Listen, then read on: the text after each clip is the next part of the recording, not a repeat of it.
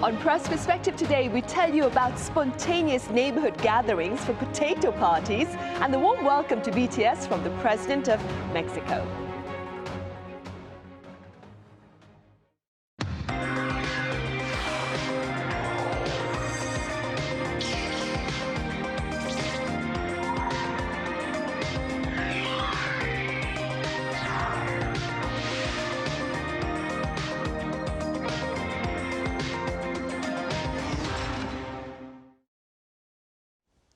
Hello and welcome. You're watching Press Perspective for this Thursday, January 29th here in Seoul. I'm Min Sunhee. Today we have a number of stories on the social front related to South Korea as covered by the foreign media, ranging from intriguing neighborhood gatherings to calls for more BTS concerts from Mexico. For more on this, our freelance journalist Raphael Rashid here in the studio. Raphael, it's great to have you here. Thank you for having me. I also have writer Colin Marshall with us. Colin, welcome back. Glad to be here. Thanks. Raphael, let's begin with foreign media coverage about these social gatherings here in South Korea that are triggered by innocuous online posts suggesting a game of cops and robbers or eating French fries, right? Yeah, so we have, there's been several actually foreign media coverages about this. That have been covering this so-called French fry socialization clubs in Seoul, but also around the country. And of course, these are kind of intriguing examples of how Koreans are approaching social connection, getting together in these unconventional ways or gatherings. So when we talk about these clubs, you have these neighborhood meetups organized through some apps usually, or online communities, and people get together simply to just have French fries together, eat them without any commitments. And so in some parts of Seoul, one of these so-called French fry clubs has grown to over 500 members. And we're seeing these French fry clubs popping up across the country. Apparently there are around 100 such gatherings at the moment. 10 or 15 in Seoul, I believe. Again, the format is very minimalist. You arrive, no commitments, no obligations. You order a bunch of French fries, chat about maybe your sauce preference, and then leave when convenient. But actually, this kind of phenomenon isn't new per se. The potato party, as some are calling it, this phenomenon emerged in Japan, I think it was around 2012 roughly, and I think this was when a certain brand slashed the price of French fries, so people would be buying them in bulk. And back then it was essentially competitive eating, people just like ordering as much as possible, laying out the fries on the table and then taking a shot for social media. And then this trend also did spread also to South Korea back in the days, but I think a decade later, the difference might be that at the time it might have been about just gorging on fries, but now it's got a more of a social gathering feel to it. Right, indeed. Colin, what more can you tell us about these impromptu gatherings of people based on their love for a snack or a game of cops and robbers? Yes, we should talk a little bit, I suppose, about the way these are organized through usually this application everybody seems to use in Korea now to buy and sell things, sort of one-to-one commerce, or trade things or receive things for free or give things away for free. In my household, we've done all of that. My wife is a big user. And she as well has found a mom group that she's got a lot out of. They do meetups and they exchange information on a group chat. And this was all organized on the app as well. And so this is not just about commerce, not just about buying, selling, trading, but it's become a sort of social organization engine. And so just like you can post, you know, is anybody in this part of town, are there moms of new infants here? Do you want to start a meeting? You can do that. Or you can say, let's get together and eat French fries. Or before that, popularly, I think still going on, you can say, can we play cops and robbers, the old schoolyard game? And these have been successful, these cops and robbers, these gyeongdo meetings. And 100 people get together.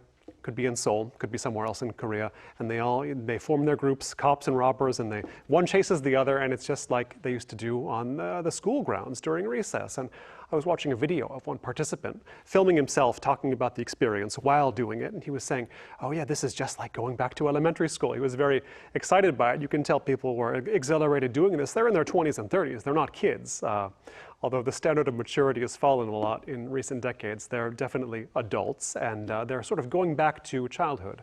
And I think one reason why this succeeds, particularly in Korea, is everybody of one generation has pretty much the same school memories. They had the same experience. They all know what it was to play these games. You know, Squid Game, the big drama, was sort of based on this idea that everybody knows the games you played in school in Korea. And indeed, this Cops and Robbers, Gyeongdo, everybody knows it. You can snap right back into it.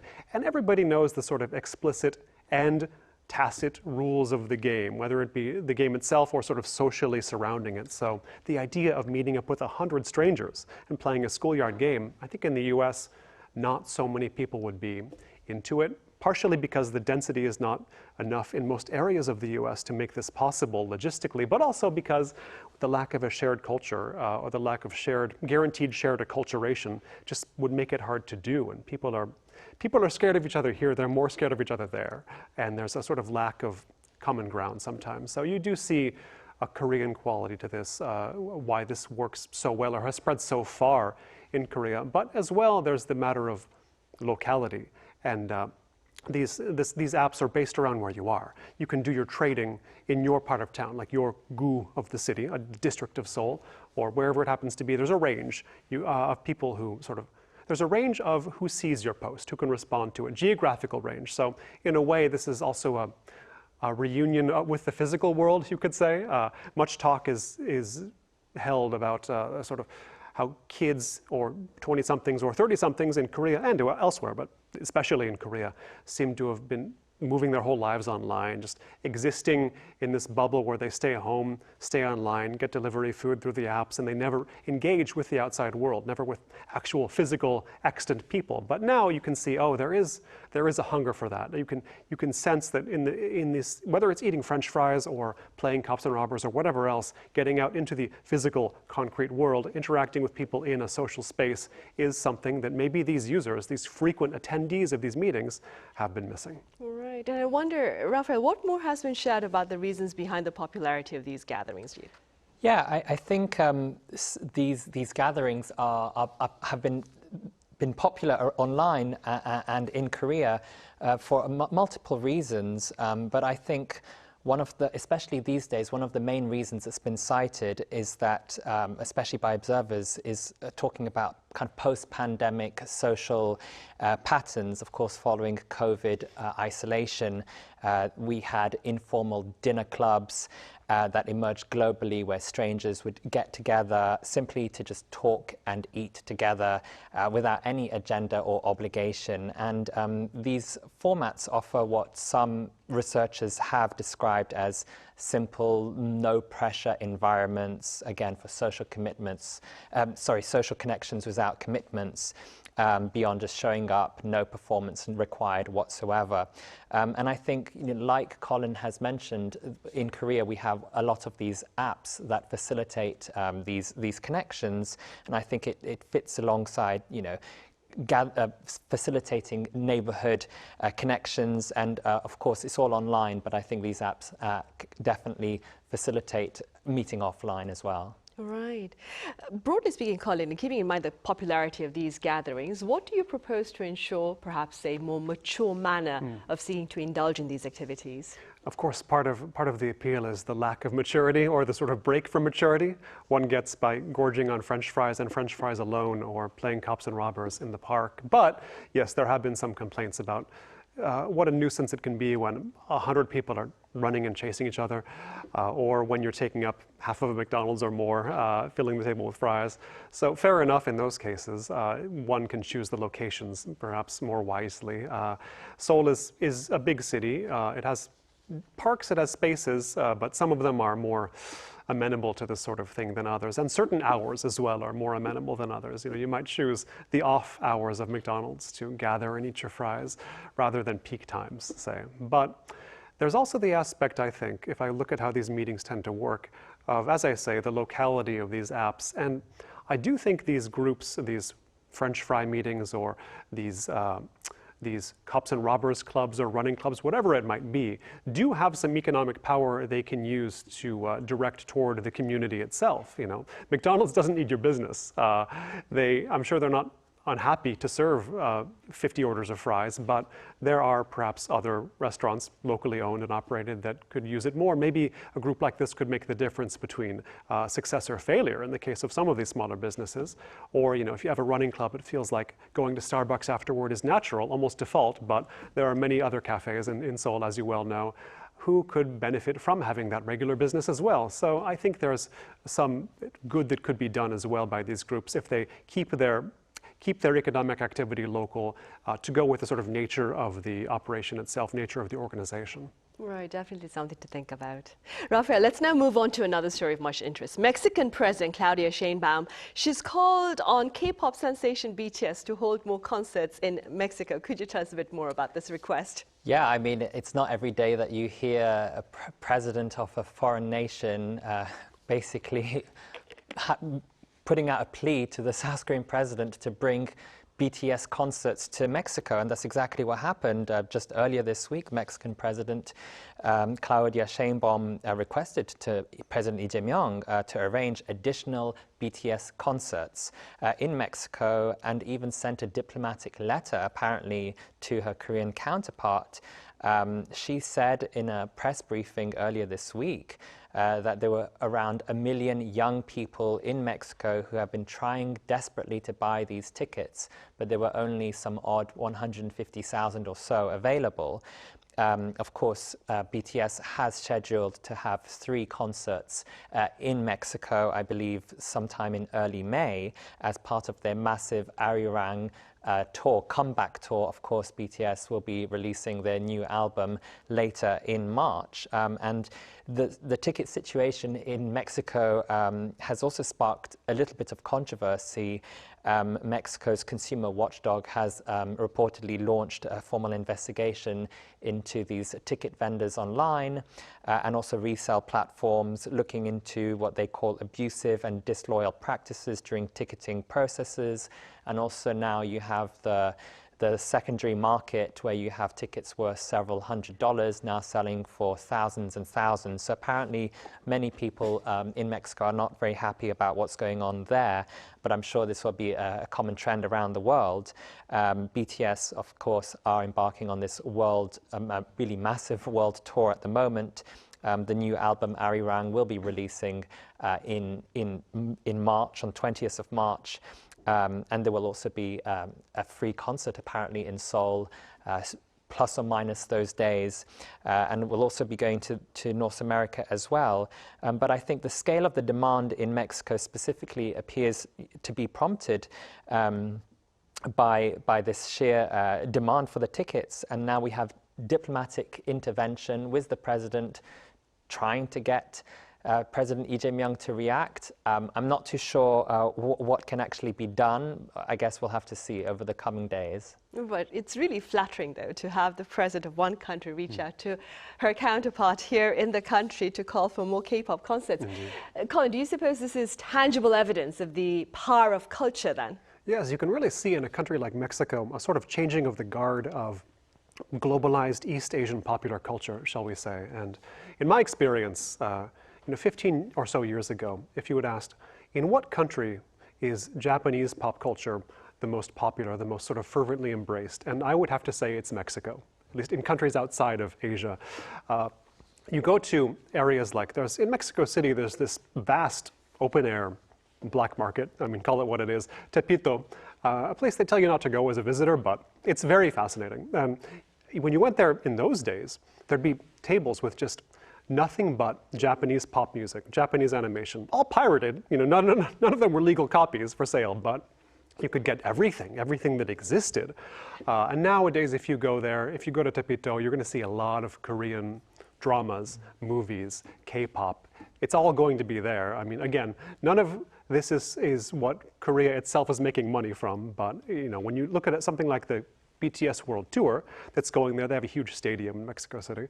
They're going to play 3 nights, and it's not enough, as we've said. The demand is such that the fans, I think, could never really be satiated. I think BTS is going to do well wherever they go in the world tour. They're always going to sell out. And that's part of the point, is when you're when you're managing an act like BTS or any other huge high-profile pop group or pop artist, you want every show to sell out. Now, BTS has been away 3 years or so. They're not going to have a problem. But in a country like Mexico, I think they could play there for the whole year, I suspect, and be pretty consistently selling out. So I think Mexico City will not be skipped by them on future tours, and it would be a worthwhile addition to any other K-pop group that's going to do a world tour. And I think there will be, when BTS sets out the example of a K-pop world tour at this scale, it may be the first at this scale as well.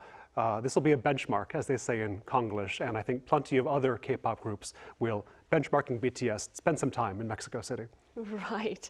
Raphael, as you mentioned earlier, BTS's latest album, it is titled Arirang, and you wrote a piece about this for The Guardian. I'm going to borrow Shakespeare's words. So what's in the name? Yes, I wrote this piece focusing on explaining to international audiences why BTS's choice to name their comeback album Arirang carries such profound and deep meaning weight for Koreans, and what it signals about the group's identity. Of course, Arirang is also the name of this broadcaster, but it is also Korea's most beloved folk song, believed to stretch back for centuries, and has become essentially the unofficial anthem or theme or national anthem of Korea, both North and South Korea, predating the division of the Korean peninsula.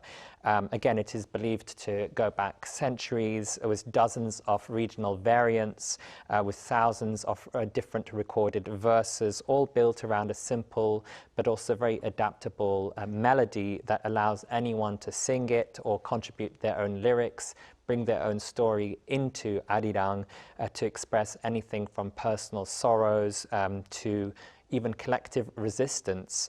During the Japanese colonial period last century, the song gained particular resonance when there was a 1926 silent film by the name Arirang that depicted Korean suffering under imperial rule. And apparently during the screening of this film, when the song came on, the audiences reportedly wept. And eventually the colonial authorities banned Arirang. I think it was the first song to be banned in Korea. So I think this definitely deepened the symbolic power as an act of a kind of cultural resistance. Of course, UNESCO has also recognized Arirang as an intangible heritage, not just in South Korea, but in North Korea. They've both separately registered Arirang as an intangible heritage.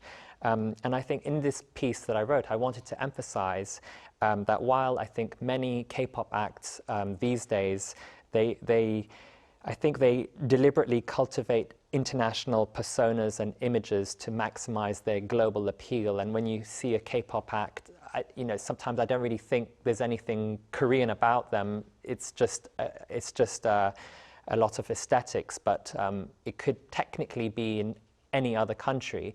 But I think what's unique about BTS is how time and time again they connect back to their Korean heritage, wearing hanbok in the music videos, also singing an Arirang medley during one of their concerts a few years ago. So I think this is all deeply personal to BTS. Even their label Big Hit Music framed the new album as expressing core emotions and longing and devotion through this traditional musical reference. So I think this will be, for at least the international fans, it will be maybe an eye-opener into this Korean culture, but also maybe for something to do with rediscovery, because I'm sure many Korean K-pop fans and BTS fans around the world will be a little bit familiar with Arirang. Right, and that album, as you mentioned earlier, will be released on March 20th, right? Correct. All right, Raphael, one final story before we end very quickly. The media has also been covering the rejection of applicants involved in school violence by major South Korean universities. Could you very briefly touch upon that for us? Sure. Yeah, many, major South Korean universities have started rejecting applicants with schools looking at the records of of violence in what I think represents an unprecedented policy shift in the country's education system. We see there are some universities around the country, flagship universities, that are turning away students precisely because of their school violence records. Even Seoul National University rejected 2, and then we also have Gyeongbok National University who disqualified 22 apparently during this round of admissions. So I think this is a trend that is expanding rapidly around the country, where we are looking at not just the grades, but also the school violence record, and simply saying, we don't want you in our university. And staying with this, Colin, what do you suppose are the broader social implications of this shift to stricter accountability within the academic arena? Well, the first thing one thinks, I suspect, about all this is that it's a good way of winnowing down the applicants for what are the so-called sky schools, the most widely desired, widely seen as selective schools in South Korea, Seoul National, Yonsei, and Korea University. But they were in the minority as far as doing this time around. I think Seoul National rejected 2, and the Gyeongbuk rejected 22, as we've been saying.